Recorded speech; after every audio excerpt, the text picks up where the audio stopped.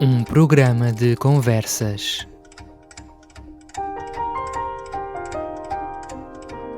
com Luís Carlos Vicente Ramos.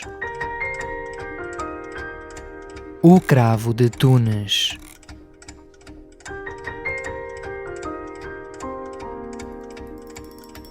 Olá a todos que nos acompanham e ouvem. O meu nome é João Rochata Palma. Olá também aqui ao Luís, que me faz um bocado de companhia, a quem agradeço o convite para este belíssimo projeto que ele tem desenvolvido. Eu sou um doutorando, de momento, em Filosofia na Faculdade de Letras da Universidade de Lisboa, em Teoria Política, mas com uma enorme carga de Ontologia e Filosofia da Cultura associada, se bem que eu sempre achei que estava melhor colocado do lado da literatura, da arte, da poesia e do mundo mais estético. Tenho 26 anos, que começaram em Oeiras, mas filho de parte de uma família monoparental. Muito rapidamente a minha mãe decidiu mudar-nos para o Algarve, porque a minha família é de Portimão. E aqui passei a maior parte da minha vida. Mudei-me para aqui cedo, com 7, 8 anos, uma coisa assim. E tenho vindo a dedicar a minha vida à academia. Aqui em Portimão tive a sorte de crescer rodeado de livros e dos poucos livros que havia, pelo menos em casa, comecei a lê-los rapidamente. Dedico a minha vida também à vida académica, há pequenos projetos de pouca visibilidade fora dela, tenho poesia e projetos de gaveta dos quais falarei mais à frente. Tirando isso, o meu tempo é principalmente passado a viajar. Tenho a sorte de que a minha parceira, sendo da Eslovénia, e sendo antropóloga também, fazendo muito trabalho de campo, pude passar várias temporadas tanto nos Balcãs, da Eslovénia, Bósnia, Croácia, até passando, por exemplo, a Áustria, a República Checa, um bocado mais acima, e também na Etiópia, onde ela fez trabalho de campo, passei lá um mês, que foi lindíssimo. E sempre que posso, tendo a dividir o meu tempo entre Portugal e aquela zona da Europa, sempre acompanhado de uns bons cadernos e de uns bons livros que me vão fazendo companhia quando a falta. Raiz. Há vários momentos que contribuíram, na verdade, para eu começar na filosofia e o gosto, uns mais, outros menos pessoais, uns mais, outros menos superficiais também. Eu diria que o primeiro momento em que me vi frente a frente com a filosofia nem foi perante um livro filosófico ou pelas aulas de filosofia. Lembro-me perfeitamente de ter 12, 13 anos e ver na TV os protestos da geração Arrasca. Na altura a minha mãe comentava muito e dizia muitos palavrões à TV, especialmente diretamente ao primeiro-ministro da altura. E lembro-me dos tempos da Troika e da austeridade, o que se falava, o que se dizia, a falta de dinheiro de Portugal, a falta de cultura de Portugal, um país atrasado, toda a gente tinha que ir para fora. E no meio disso tudo descobri que havia algo de mais fundo. Não era só uma crise económica, não era só uma crise do foro internacional, mas havia algo mais profundo e certas relações mais internas, mais intrínsecas, mais intelectuais que tinha que explorar. Explorar o presente, explorar a história, ver como é que chegámos aqui e especialmente nos termos da política, que é a minha área de investigação, foi isso que efetivamente me lidou. Eu na política sempre tive uma tendência a fugir a coisas mais empíricas, a coisas mais dados, estatística, se não teria de paciência política ou sociologia, não é? Que também são campos perfeitamente legítimos, mas a filosofia, aquilo que está por detrás, aquilo que está por cima, de certo modo, não hierarquicamente, mas a nível de justificação, de explicação, as relações invisíveis do político, foi sempre aquilo que me despolutou para a política, e a partir daí depois saltei para a cultura, para a literatura, para tudo o que mais, mas o primeiro momento foi mesmo político. Depois também houve um momento específico da minha vida que me levou a descobrir que eu efetivamente tinha gosto por estas questões, pela reflexão, pelas questões menos pragmáticas e questões mais de pensamento. Este momento foi a morte do meu avô materno, que me afetou muito na altura, porque foi uma morte muito próxima, que eu acompanhei bem de perto, foi longa e chata. E para lidar com o luto e com a dor, eu comecei a escrever. E comecei a escrever pequenos textos bastante crus de sentimentos que eu tinha na altura. Esses textos evoluíram para reflexões sobre a vida e a morte, reflexões sobre coisas mais existenciais que na altura, hoje em dia diria que são bastante estereotípicas, mas que na altura faziam bastante sentido pensá-las. E alguns textos de poesia que depois surgiram, uns versos que foram surgindo, que eu encontrei forma de encontrar alguma purga aí. Eram acima de tudo reflexões e expressões de uma mágoa, mas depois evoluíram para tudo mais, não é? Uma pessoa não fica só, eu acho que um poeta que fica preso, ou um filósofo, ou um literato que fica preso àquilo que é a sua vida pessoal, nunca consegue encontrar aquilo que é o que está por trás disso. Eu, na verdade, tenho uma história engraçada que foi, eu escrevi a partir dos 12, 13, na altura em que isso aconteceu, e comecei a escrever, e lá para os 15, 16, a minha mãe encontrou debaixo da minha cama papéis arremilhados, e papéis mais arremilhados, menos arremilhados, organizados, desorganizados, de coisas, cadernos da escola que os cantos estavam todos escritos, e zero matéria, mas muito texto. E ela organizou tudo, comprou-me uma caixa, uma espécie de baú à la pessoa, mas menos... que eu passo menos tempo a carregar, na verdade, porque também que chatice, e foi compilando tudo, e foi guardando, e incentivou-me bastante, a minha mãe incentivou-me bastante a compilar e guardar tudo, e depois, a partir daí, decidi mostrar colegas, decidi mostrar professores, decidi mostrar outros adultos, e todos eles disseram que havia ali um gosto, que havia ali alguma qualidade de pensamento, e foi a partir daí que eu pensei, ok, isto é capaz de ser um futuro, é capaz de ser algo que eu quero mesmo fazer, e a partir daí comecei a alimentar todo o gosto que eu tinha. A partir daqui também, como eu disse, eu era filho único nem solteira e passava muito tempo sozinho nesse sentido, e como eu disse, felizmente estava rodeado de livros. Eu comecei por fantasia a ler os Dunes, o Cloud Atlas, Senhor dos Anéis, mas um dia, a rodear os livros todos que eu tinha em casa, encontrei por mim a encontrar-me com uns seguidores de Nietzsche, e eu acho que comecei pelo sítio errado na filosofia, que foi a ler o Zaratustra do Nietzsche com 14, 15 anos, que se me encontrarem um rapaz de 14, 15 anos ou uma rapariga de 14, 15 anos que saiba ler o Zaratustra do Nietzsche sem cair naquilo que hoje em dia é cultura pop, de considerar o Nietzsche um nihilista, revoltado e tudo mais, por favor, redirecionem para mim, porque eu ficarei espantado. E efetivamente o Nietzsche foi o sítio errado para começar, mas foi o primeiro ponto de partida para aquilo que eu vim fazer, e acompanhou-me muito a minha vida académica.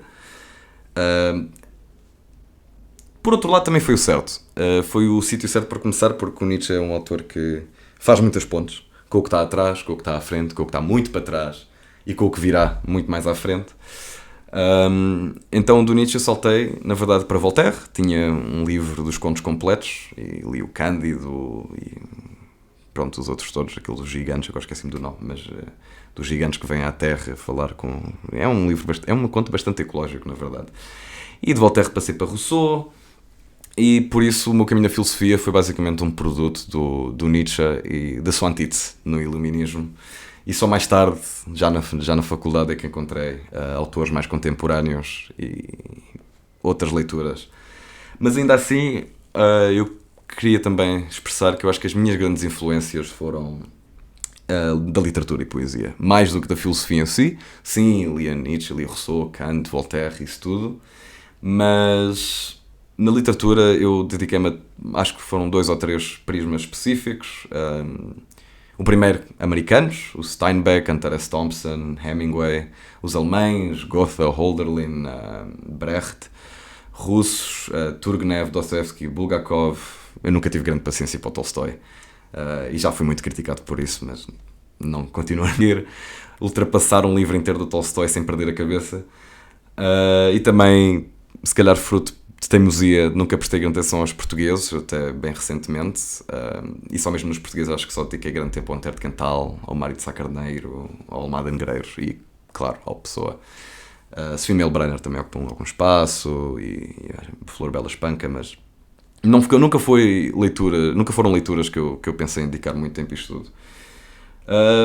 Outras influências no nível de literatura, mais tarde, foram um movimento futurista. E eu sei que é problemático, mas não sei, eu assim que dei comigo perante o Manifesto Futurista e algumas obras de arte futurista, julguei haver algo extremamente inspirador na violência da relação humano-máquina e guerra, e hoje acho que o meu eu de 16 anos tinha alguma razão em dedicar algum tempo àquilo, porque os tempos que vivemos hoje parecem que são do mesmo espírito e parece que exigem repensar estas ligações e estas relações. Por isso, as minhas influências, acima de tudo, foram literárias, foram estéticas. Certos autores como o Thompson e o Hemingway continuam bastante presentes na minha vida. Eu gosto de achar que sempre que escrevo ou sempre que dedico algum tempo à filosofia, procuro encarnar um bocado o espírito dele, assim, revoltado e agudo perante crítica da sociedade, mas também nas descrições que faço e na forma como entendo o mundo. O próprio Hemingway ainda hoje me inspira, tendo em conta que estou num país cuja maior parte do pessoal da minha geração tende a sair. E eu próprio deparei-me já, tendo em conta que tenho relações no estrangeiro bastante profundas, amizades, etc. Já me deparei com a possibilidade de um dia vir a sair embora e perder o lar, perder a casa, mas o Hemingway, por exemplo, num livro que eu por acaso tenho aqui, que é As Verdes Colinas da África, lá para o fim ele escreve que se alguém sentir mais em casa noutro sítio do que naquele de onde origina, mais vale ir para lá do que permanecer. E por isso, acho que todas as minhas influências são bastante extemporâneas e extra-local e exigem de mim que procure um lar. E é efetivamente isso o que me guia hoje, que é esta procura de um lar, seja académico, laboral, seja literário, poético, etc. Caule. Eu provavelmente devo ser das pessoas que vê a filosofia da forma mais desencantada possível. Não sou um grande fã de romantizar a filosofia, de pensar a filosofia como esta casa do saber, do conhecimento, estar além. E na maioria dos casos, mesmo referências e etc., e eles dizem, nós filósofos, eu não me considero propriamente um filósofo, nem me chamo de filósofo, e por vezes não consigo propriamente compreender o pasmo que muitos sentem quando estudam filosofia, que estão nesta casa do conhecimento ou que têm acesso privilegiado a algo de mais profundo que a maior parte dos comuns não tem acesso. Eu tento discordar, eu acho que a maior parte dos comuns tem mais acesso à realidade, só não tem a linguagem capaz de decifrar, e tendo essa linguagem qualquer um pode ser filósofo nesse sentido. Mas eu até poderia considerar, porque a filosofia para mim, acima de tudo, é ciência-mãe. E estudar filosofia é fundamental, é importante, porque permite ver aquilo que está presente através de um horizonte histórico, e que está invisível a um olhar, como eu disse, desatento ou incapaz de decifrar esta linguagem da filosofia e das ligações criadas.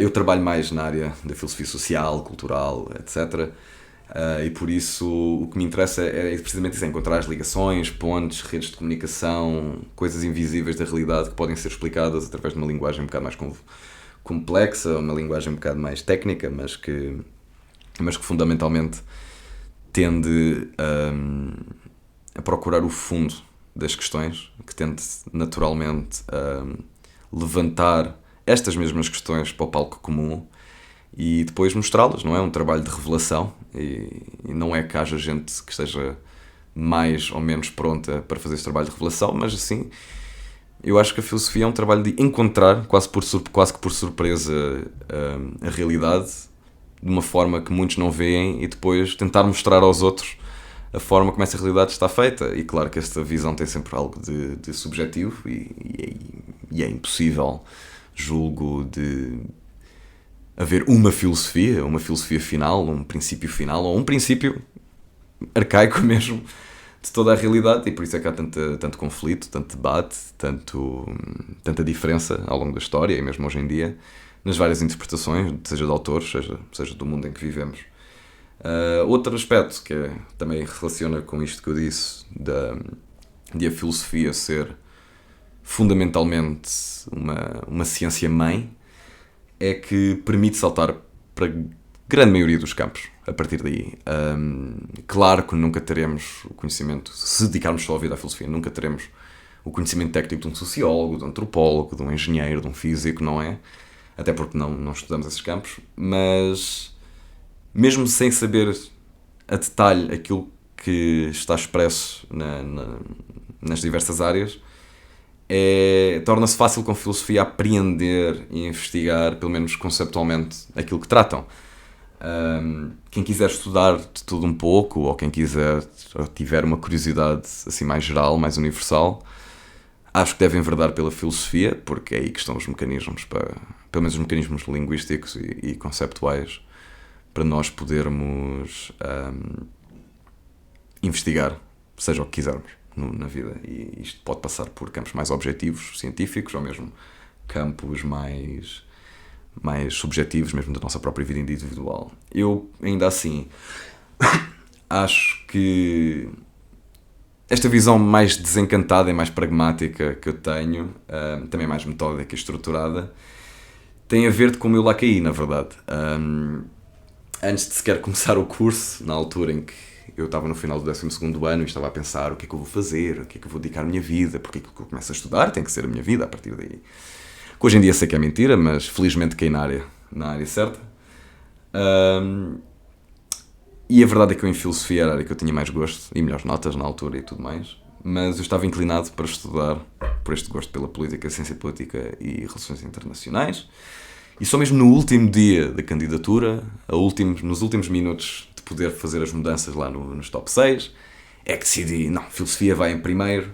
Eu lembro-me de chegar para a minha mãe, escolhi filosofia em primeiro. E a minha mãe, meu Deus, o que é que tu foste fazer? Mas a minha convicção esteve lá, nem sempre foi fácil. Mas esta decisão tem uma origem pessoal, que eu acho que já expliquei mais ou menos a fundo, mas também outra história engraçada que foi, poucos meses antes, no início do verão, eu passei uma temporada com o meu pai em Lisboa e com o melhor amigo do meu pai uma vez fomos beber um café e o meu amigo do meu pai, que já agora, João Lopes Marques, também é um escritor e jornalista, cronista, também fez uns trabalhos para a RTP, guionista. Fez uma questão de o que é que tu gostas? Eu comecei a explicar, eu gosto de ler estas coisas, gosto de ler filosofia, gosto de ler Nietzsche, na altura estava obcecado pelo Nietzsche, e ele disse-me, muito bem, vai para teologia. E eu fiquei, teologia? Mas eu não quero ser padre. Ele, não tens que ser padre, podes só ir procurar Deus, parece-me que andas à procura de alguma coisa, então vai para teologia. Eu efetivamente não escolhi teologia, porque teimoso, isso ainda bem, não é? Mas teimoso disse, não, teologia e filosofia muito são parecidos, mas filosofia é mais abrangente. Então escolhi filosofia. Isto levou-me a um caminho, um percurso, que já faz agora 8, 9 anos, e há de durar pelo menos mais 2, até acabar o doutoramento. Que primeiro foi confuso, eu aterrei em filosofia, estive doente no primeiro mês do curso, por isso não consegui ir às aulas, depois quando cheguei estava confuso, as coisas eram complicadas, a linguagem não era aquela que eu estava à espera, muito do curso não era o que eu estava à espera, e eu tinha aquela ideia romântica que muitos tinham de eu vou pensar as coisas e eu vou criticar e vou escrever e fazer obra, e isso tudo é possível ainda, como é óbvio, e qualquer um que enverede por estes caminhos consegue fazer isso. Mas é preciso primeiro digerir muito, e o muito que é preciso digerir é bem maior daquilo que eu estava à espera na altura, e pronto, e vem com outras dificuldades, não é? Nós não temos grandes ambições laborais, tem que ser pelo gosto. Filosofia há sempre aquela piada, não é? Professor de secundário ao McDonald's. Eu ainda pensei em sair do curso várias vezes e mudar, porque tinha esta preocupação e outras, não me estava a encaixar bastante na linguagem do curso, na linguagem académica, neste pensamento histórico. Eu pensava que ia chegar lá e só a dar opiniões. Felizmente fiquei e percebi que eu estava errado na altura e decidi sentar-me e ler a história da filosofia, e foi a partir daí que eu acordei um bocado e levou-me a pensar que, ok, eu sim, acho que há sempre algo de errado com o mundo, e as respostas não estão à frente dos meus olhos, mas para chegar ao que está à frente dos meus olhos não posso só pensar, tenho que metodicamente passar por tudo, metodicamente ler tudo. Isto levou-me a um percurso, como eu disse, pronto, foi longo, já tem sido longo. Na licenciatura dediquei mais à história da filosofia da história, a minha dissertação foi isso mesmo. Estava a pensar em rever a história europeia à luz do nihilismo, que foi, meu Deus, o que é que eu estava a fazer na licenciatura? Também por influência do Nietzsche, mas era uma leitura do Nietzsche mais prematura. Mais tarde, em mestrado, fiz tese também sobre Nietzsche, mas mais madura, sobre a genealogia, uma coisa mais académica, porque foi aí que eu decidi, não, academia é mesmo o que eu quero. Então tive que mudar a linguagem, tive que mudar a forma como escrevo, o que me causa muita frustração, porque a minha linguagem é mais entrar derrampante no problema e dizer as palavras tais como elas são. Mais uma vez, Hemingway. E doutoramento agora a minha tese sobre teoria política e os fundamentos do político, mais ontológico, menos pragmático. E por isso há uma certa coerência neste caminho que me levou à filosofia, como é que eu cá cheguei. Eu diria que a minha filosofia pessoal, e aquela que eu carrego comigo e que também influenciou o meu trabalho, como é óbvio, académico, mas mais importante do que o trabalho académico é o trabalho fora da academia, isto é mesmo a nossa formação como seres humanos. Diria que a minha filosofia é sempre rodeada de influências e de leituras, de método e de muito cinismo e de muito nihilismo, mas não no sentido adolescente que eu tinha na altura e que efetivamente praticava, de odiar tudo e de recusar tudo, mas mais como uma oportunidade de estudo. Este olhar meio cínico, meio nihilista, não, é algo que me influencia, é algo que não só influencia, mas é algo que me permite lidar com os problemas que emergem tanto pessoalmente, tal como a nível de leituras e etc. E permite-me ser criativo, acima de tudo, que é uma coisa importantíssima em filosofia, é a capacidade de ser original e criativo, porque não podemos, por muito importante que seja ler o que já está feito e repetir o que já está feito 1000 vezes, também é importante criar, senão o que é que estamos aqui a fazer? Mas, igual, leva a repensar o mundo, seja ele social, político, mais emotivo, menos emotivo, de forma a abraçar aquilo que há de negativo no mundo. Violência, dor, catástrofe, basicamente é afirmar aquela doutrina estoica do amor fati, não é? O Nietzsche tem aquela frase bonita de viva a tua vida. Imagina que estás a viver a tua vida vezes e vezes e vezes sem conta e que nada muda e encontra felicidade nisso. O que é doloroso, mas a filosofia, por isso mesmo, também é dolorosa. Folha. A escrita, como eu a vejo, ou pelo menos a melhor escrita, para mim, aquela que é a minha favorita, eu vejo sempre como um acto de violência. Mais uma vez, Andrés Thompson, Hemingway, eu não consigo evitar sempre cair lá. Estão sempre presentes essas influências, esses autores. Mas não só violência, é um acto de revolta e deve ser sempre a expressão de um pensamento teimoso e barulhento. Uma necessidade de dizer algo, de falar, de escrever, de comunicar, de expressar. Mas, e aí vem a grande dificuldade, nem sempre há uma audiência, nem sempre há uma direção. E é isso mesmo, e é essa mesma dificuldade que se tem que superar e tem que se aprender a escrever por escrever, a pensar por pensar. Não... E é nesse sentido que o ócio é muito importante na filosofia. Um bom filósofo dorme até ao meio-dia, um bom filósofo não faz nada até às 4 da tarde e depois às 5 lembra-se. Realmente tenho que fazer algo. Mas por pensar desta forma é também por isso que eu tenho alguma dificuldade com a linguagem académica. Escrever artigos de forma académica, aqueles que sejam publicáveis, 1001 referências secundárias de autores que estão só a repetir aquilo que nós já estamos a dizer e que realmente não adicionam nada e parece que estamos só a compilar referências. São muito importantes, como é óbvio, para compreender e o trabalho deles deve ser reconhecido desde essas fontes secundárias, mas naquilo que é o trabalho académico realmente não é aquilo que dá prazer a quem faz filosofia, ou pelo menos julgo que não é o que dá prazer a quem faz filosofia. O que para mim me dá prazer quando faço filosofia ou quando falo com colegas meus e amigos meus que mesmo não sendo filósofos também têm interesse nesta área, é exatamente criação. E a criação violenta, e quando digo violenta não tem que ser uma crítica à sociedade ou uma crítica política, pode ser só uma expressão de raiva, uma expressão de serenidade, uma expressão de alegria, é sempre uma expressão emotiva. E a filosofia, sem esse lado emotivo, acaba por se perder em objetividade ilusória. Não é uma ciência objetiva e nem nunca será, nunca poderá ser pela natureza daquilo que é o seu trabalho, e por isso é que os métodos da filosofia também têm que mudar.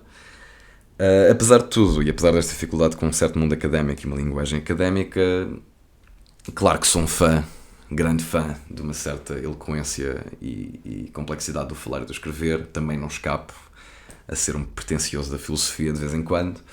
mas ainda assim há certos pensamentos e certas formas desta violência do escrever que só podem ser expressos com exclamações e com uma profunda honestidade, tanto individual como intelectual. Aliás, o Gogol, no Almas Mortas, bem no início escreve algo que agora não tenho a citação em mente, mas parafraseando é: se me enganar, ajudem-me a dizer pior do que eu já disse. E eu acho que isto encapsula bem o espírito da escrita, o espírito da filosofia. Eu acho que a filosofia tem que ser este dizer mal das coisas, mas falhando este dizer mal, temos que procurar ajuda noutros sítios e outras pessoas que nos possam ajudar a dizer ainda pior.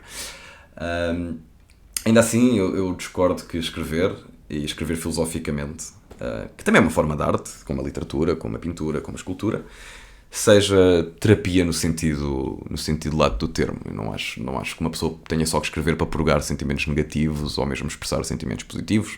Acho que uma pessoa pode escrever de forma mais objetiva e concreta, mas ainda assim a escrita, seja filosófica, seja literária, tem uma função de expulsar de dentro de nós uma coisa que por nós foi criada e que estava lá. Fica lá no papel, ou no ficheiro Word hoje em dia, e nunca mais temos que revisitá-la, exceto quando vamos visitá-la voluntariamente. Usando termos se calhar um bocado mais chatos e freudianos, é mesmo este eros e thanatos, vida e morte. Sempre que escrevemos, criamos algo, mas sempre que criamos algo morre em nós, e esta morte é simplesmente a transposição da cabeça para a mão, da mão para o papel, ou da cabeça para a língua, se formos mais oradores do que escritores. E mesmo no cinema temos grandes inspirações nisto. O David Lynch disse uma vez que perder uma ideia é como cometer um suicídio. E eu acho que ele tem alguma razão. Se bem que não é bem isso que ele quer dizer, mas eu penso algo semelhante, que é preciso largar a ideia e concretizá-la materialmente. É preciso, na arte pelo menos, é preciso saber morrer um pouco. E o Montesquieu, nos seus ensaios, tem lá um ensaio que diz que precisamente é esse o objetivo da filosofia, é aprender a morrer. E este é o ponto de princípio que eu acho para o método da filosofia é essencial. Contudo, como é óbvio, de um ponto de vista mais pragmático, de um ponto de vista mais chato, para assim dizer, há certas dificuldades. A realidade académica atual, isto não quer dizer que quem faça filosofia tenha só que fazê-la academicamente, mas a realidade académica atual não é fácil. Há certas exigências burocráticas, certas exigências a nível departamental que nos são feitas, os contratos são muito precários. Fora da academia, quem quer dedicar a vida mesmo à academia, não há grande coisa. Nós próprios doutorandos temos esta dificuldade que, tendo um doutoramento, não podemos trabalhar fora do doutoramento. Há uma cláusula de exclusividade, mas também não podemos ter todos os benefícios que um trabalhador comum tem. Não temos direito a subsídios de férias, não temos direito aos 13 meses, seguros de saúde, torna-se mais difícil comprar casa, pedir créditos, etc. E há sempre esta pressão social de, depois da filosofia, o que é que vamos fazer, não é? Depois do curso, o que é que vamos fazer? A verdade é que hoje em dia, infelizmente, há muita falta de professores. Felizmente, há muita gente que cada vez mais vê a profissão do ensino como uma profissão extremamente digna e não como um último recurso.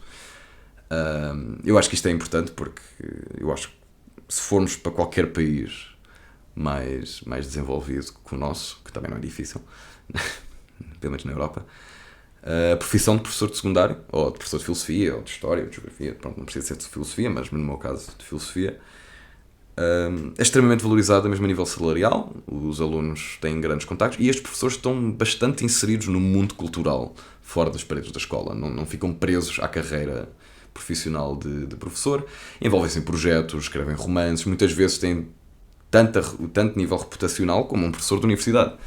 E em Portugal isto não é uma realidade concreta, pelo menos ainda, e não parece que no futuro próximo vá ser. E como eu disse, a nível interno, o funcionamento das faculdades está feito para que sejam produções de diplomas, mais do que pensamentos, mais do que um espaço de produção de conhecimento. E isto leva a que nós tenhamos sempre esta dificuldade de estamos a fazer um trabalho e depois temos que passar 2 meses a fazer relatórios e que também faz parte de qualquer trabalho, como é óbvio, mas são relatórios que poderiam ser redigidos num e-mail muito rápido e desencantam-nos com o tempo, vão desencantando a paixão pela filosofia, e por isso é que eu acho que é preciso desenvolver uma capacidade filosófica fora das paredes da academia. Há outras questões também, outras dificuldades. O mundo hoje em dia parece que não está feito para filósofos, nem para as ciências sociais, para ser honesto. Qualquer uma pessoa que tenha um telemóvel ou ChatGPT acha que é um especialista ou um pensador. Pensar criticamente é um termo utilizado para descrever o contrário de pensamento crítico. Pensar criticamente é fazer a própria investigação que nos demora, mesmo a nós filósofos, que não ficamos só sentados a pensar, anos de especialização, anos de leituras e anos de produção. E temos que combater diariamente com esta ideia do não, eu fiz a minha investigação privada e tu és só um filósofo, o que é que tu sabes sobre isto? Se mal sabem as pessoas que fazem estes comentários, que felizmente não tenho grande contacto com muitas, mas ouço-os na rua e em outros sítios, mal sabem eles que tudo aquilo que eles dizem tem a sua raiz na filosofia também. É uma filosofia bastante profunda que demorou anos e séculos a aprimorar. Nós em filosofia, temos que combater isto pessoalmente, na nossa família, na nossa comunidade, na sociedade em geral, mas também não nos podemos abster de ter esta luta. Temos que ser um bocado combativos e um bocado assertivos e extrovertidos. Não nos podemos simplesmente deixar, é opinião, e nós não temos só opinião, temos gnose. Eu acho que isto é uma forma de pensar errada. Nós temos que comunicar em filosofia muito com o público em geral, não podemos ficar encerrados na academia. Só que também faltam meios para o fazer e faltam espaços para o fazer. Este espaço aqui, por exemplo, é um espaço perfeito para nós termos este tipo de conversas, e é necessário também fazê-lo em bibliotecas, em escolas, em associações culturais, não só de um ponto de vista de combater o sistema ou assim, mas pura conversa, pura discussão saudável, filosófica. E neste sentido há coisas que ajudam, porque efetivamente os métodos da filosofia são sempre algo estranho de se falar, e claramente não é só pensar, mas aprender a pensar estruturalmente, ler repetidamente os autores, ler comentadores, ter conhecimento da história, da filosofia, da história concreta também, e ver os pontos, os diálogos que são feitos ao longo deste tempo. Com o tempo isto torna-se mais instintivo e o olhar parece que ganha novas lentes, e vamos vendo tudo mais concretamente. No que toca à escrita, eu pessoalmente se calhar não tenho o melhor método, somente a escrita académica e também a nível de produção, os artigos e as teses e os livros que tenho na gaveta são grande prova disso, porque eu sempre que tenho uma ideia ou sempre que tenho uma estrutura que me vem à mente, eu leio, inspiro tudo, deixo maturar, vou folheando as notas, apontando erros, possibilidades, e este processo pode durar às vezes meses, em que ao olhar externo parece que eu não estou a fazer nada. Muitas vezes estou só por aí, mas o meu cérebro está a fazer o seu trabalho natural, e um dia parece que me dá um clique e vomito tudo de uma só assentada, muitas vezes 10, 20 páginas por dia, e depois de produzir a obra é corrigir, anotar, reescrever os erros naturais de quando se escreve rápido e também os erros naturais de escrever.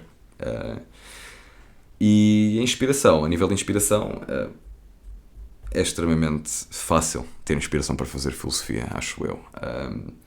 Eu acho que a inspiração para a filosofia não está presente necessariamente só nos livros, não está presente necessariamente só na arte.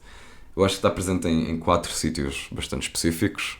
O primeiro e mais importante é a vida cotidiana. E eu acho que observar o mundo que nos rodeia cotidiano é extremamente importante.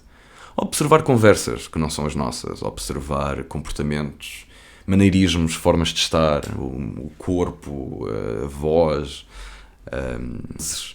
mas também observar as relações e as comunicações que se fazem, sejam verbais ou não verbais.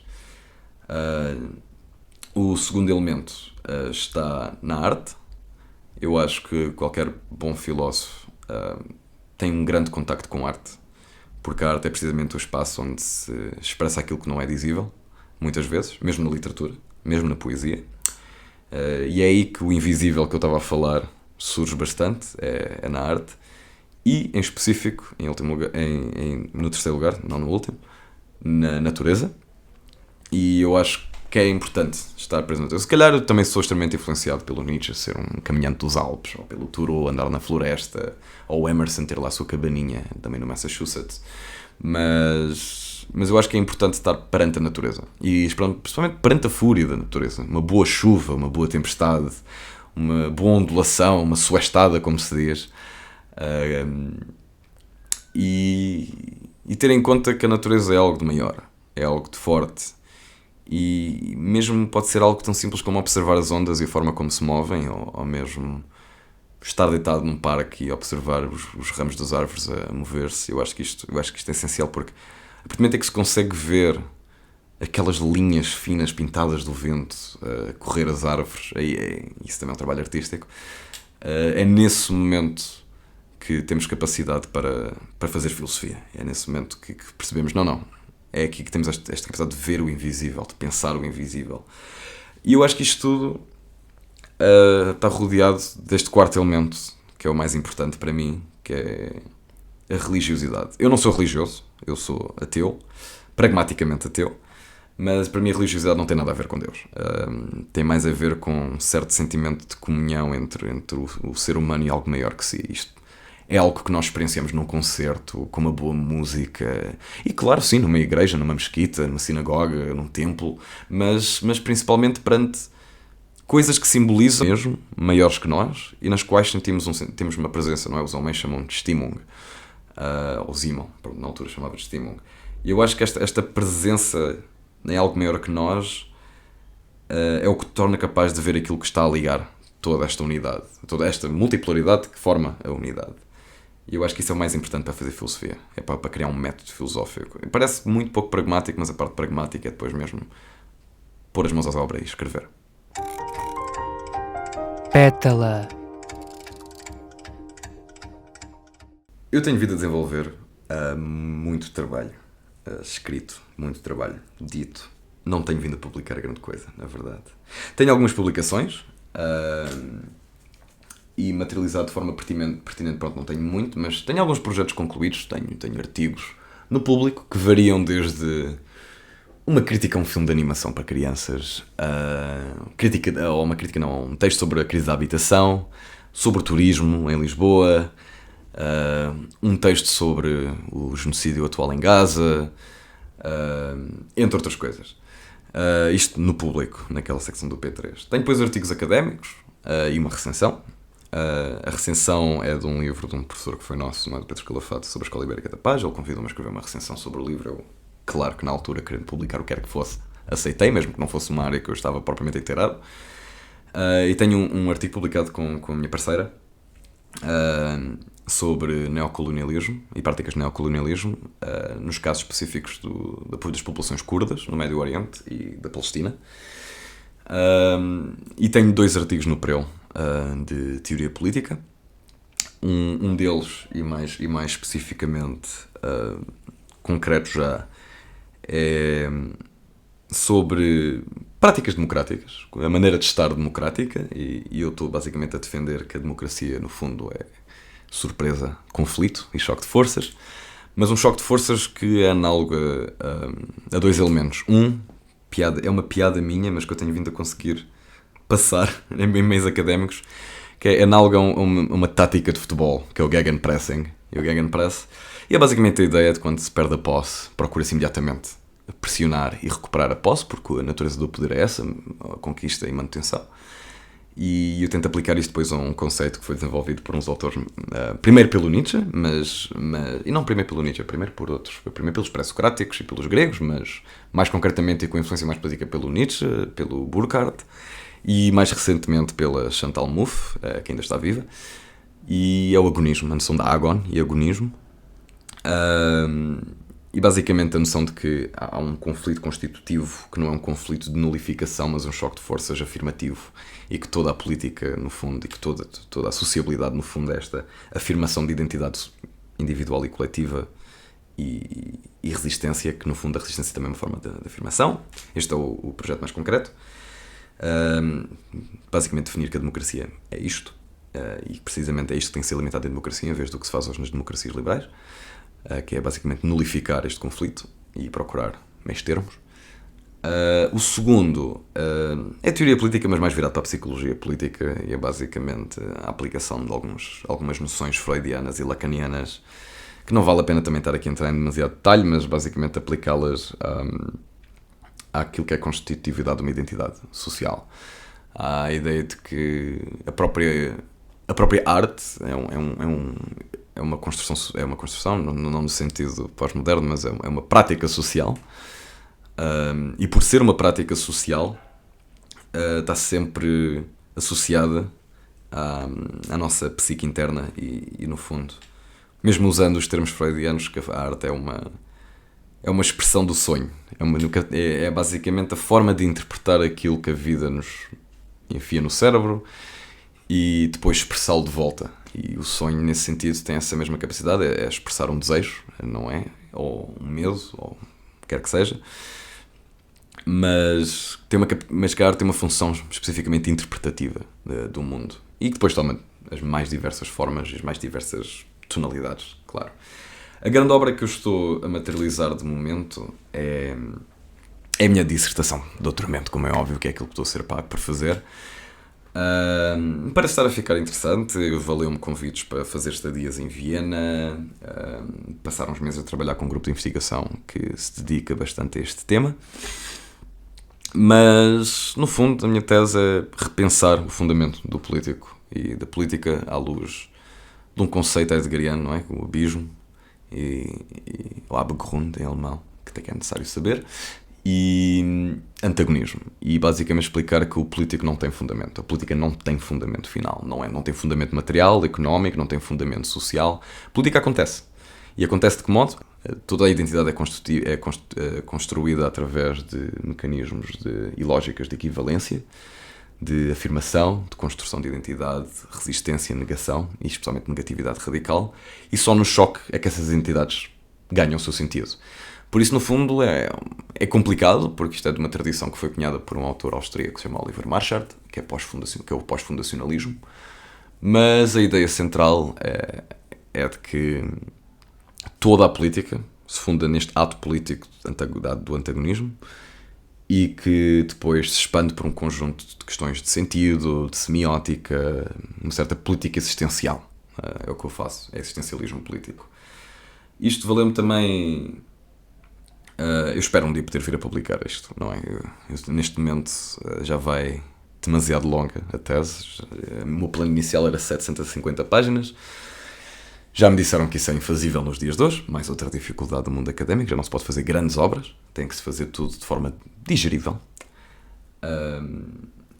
Mas valeu-me também já alguns contactos e, acima de tudo, conferências. A minha primeira conferência de sempre foi no início do mestrado, a meio do mestrado, fui a Londres, ao Royal Holloway College, acho que é assim que se diz, e era sobre nihilismo.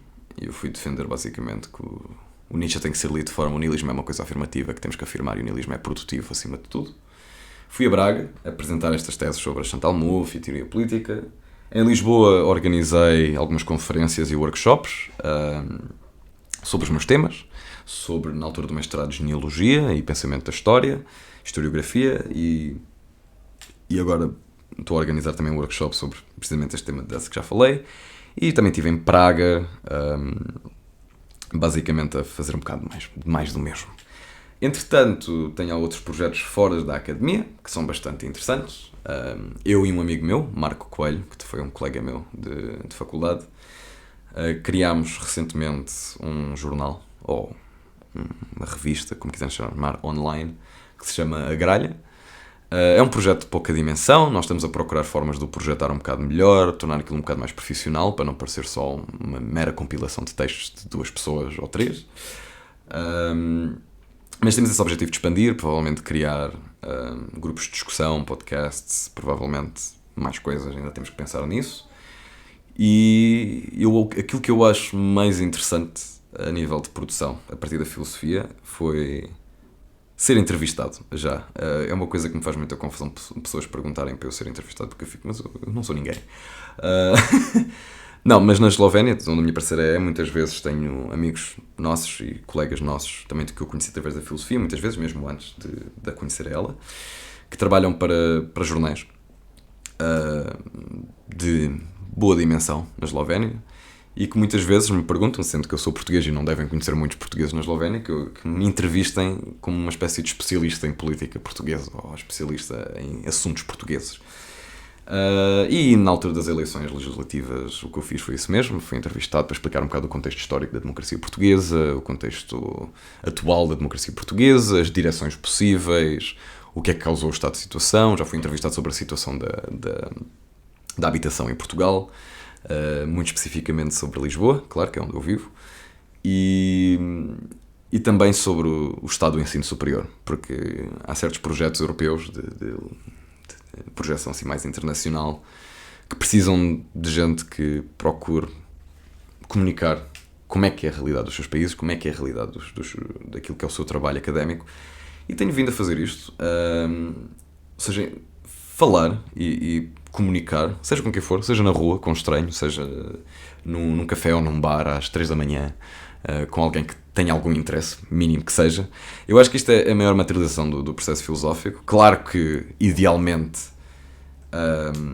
publicarei textos, seja académicos, seja fora da academia, e é isso mesmo que quero fazer daqui a uns tempos, mas é isto mesmo, é projetar para fora de mim aquilo que é aquilo que eu tenho vindo a fazer, e também tenho outras materializações mais pragmáticas e menos filosóficas, diria, mas que são fruto também daquilo que é a minha condição pessoal. E os meses que eu passo pela Europa, na Etiópia, na Grécia, contacto com populações da natureza e fora dos círculos turísticos, onde eu consigo captar, aplicar e depois também pôr na minha filosofia e naquilo que é o meu trabalho essa informação, de forma a construir obra. Semente. Tenho alguns projetos em mente. Como eu disse antes, tenho o objetivo claro de publicar em meios académicos. Tenho algumas coisas que estão neste momento no prelo, mas gostava de o fazer de forma mais útil ou mediática. Isto implica sair da academia um bocado.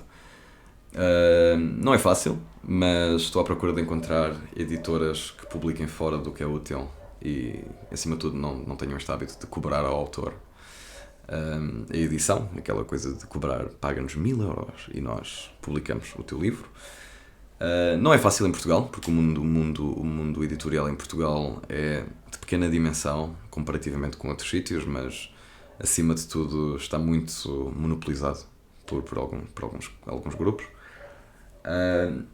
A nível de produção, tenho alguns projetos que estão na gaveta, alguns terminados, mas que exigem depois revisitar e reescrever.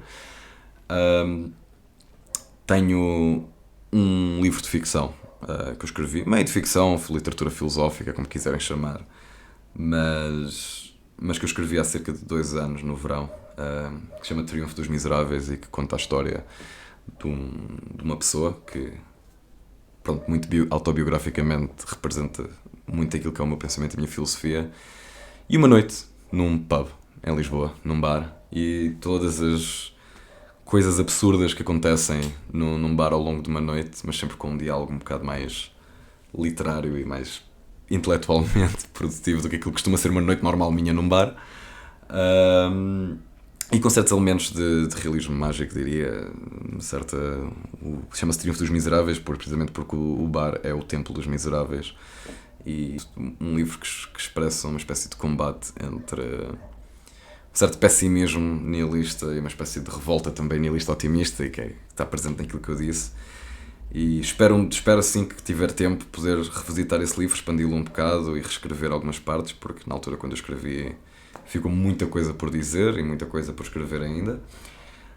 Tenho mais 2 obras, tenho mais uma obra ficcional, mais 2 obras, uma ficcional e uma não ficcional,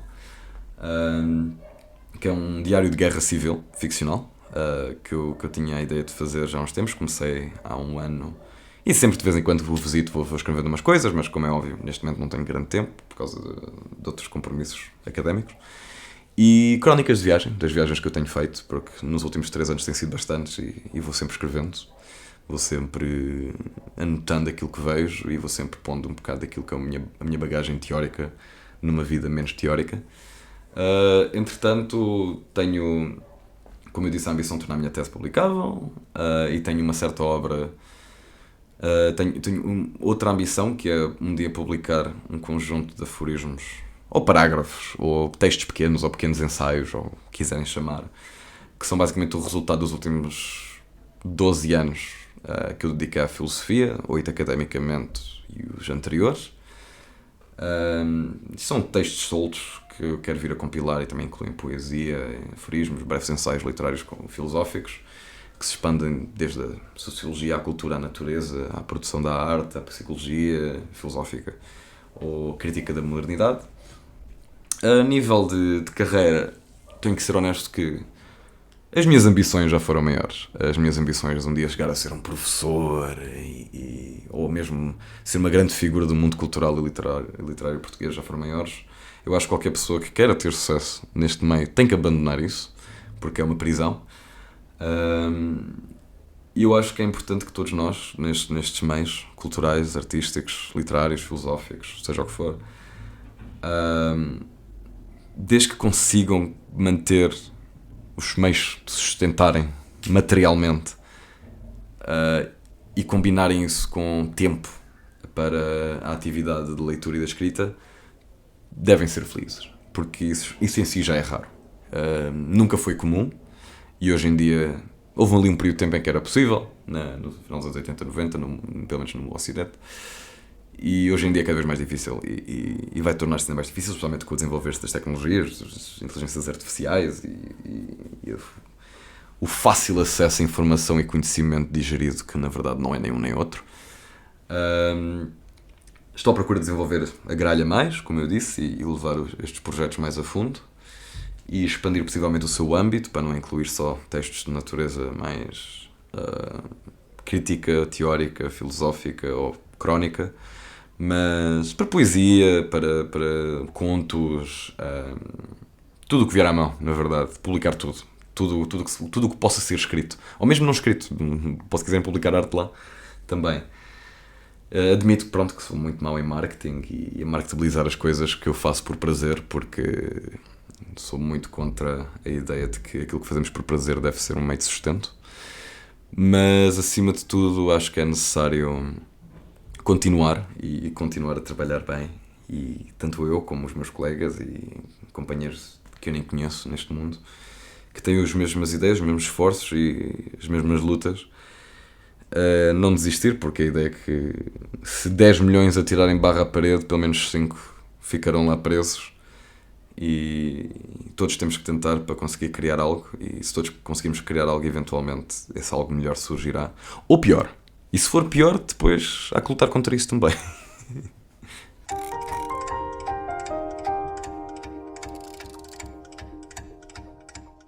Quero aproveitar este tempo agora também para despedir-me de quem nos esteve a ouvir.